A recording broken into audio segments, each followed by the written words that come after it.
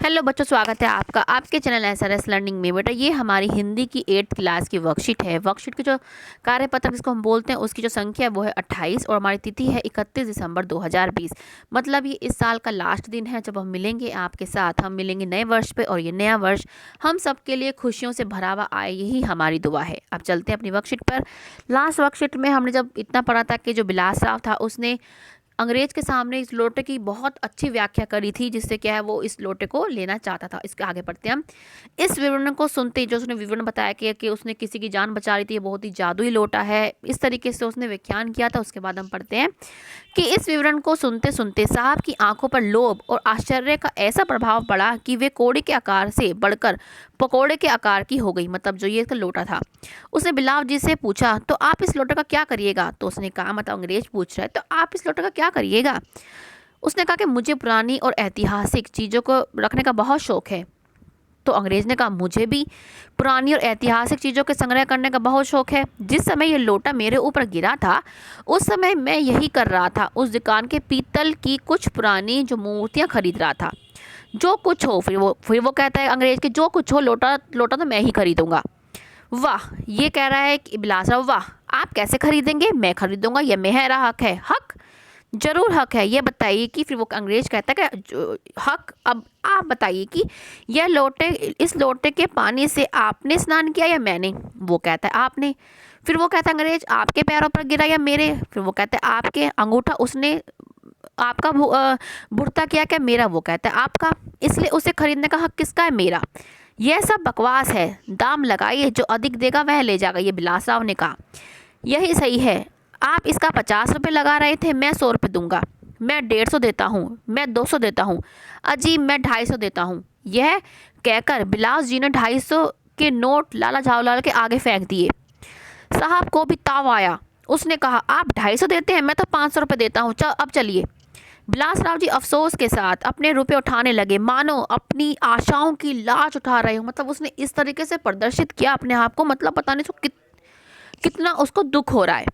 साहब की ओर देखकर उन्होंने कहा, लोटा आपका हुआ, ले जाइए, मेरे पास 250 से अधिक नहीं। उसने कहा, भाई लोटा आपका हो गया, मेरे पास बस 250 है, उससे अधिक नहीं है। यह सुनना था कि साहब के चेहरे पर प्रसन्नता की कुंजी गिर गई। मतलब उसके क्या, मतलब उसको ऐसा लगा कि पता नहीं मुझे क्या मिल गया हो। उसने झपट कर लोटा लिया और बोला, अब मैं हंसता हुआ अपने देश लौटूंगा। मेजर डगलस की ढींग सुनते सुनते मेरे कान पक गए थे। जो मेजर डगलस कौन थे? मेजर डगलस जो थे उसके पड़ोसी थे। किसके? अंग्रेज के। पुरानी चीज़ों के संग्रह करने में मेरी उनकी होड़ रहती है।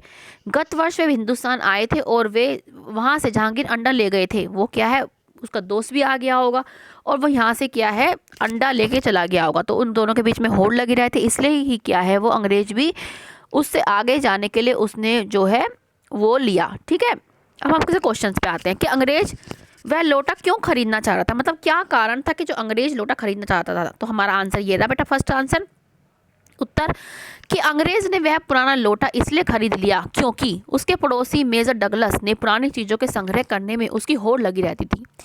यह अकबरी लोटा डगलस द्वारा खरीदे गए जहांगीर अंडे से एक पुश्त पुराना था। मतलब क्या, एक पुश्त पुराना था।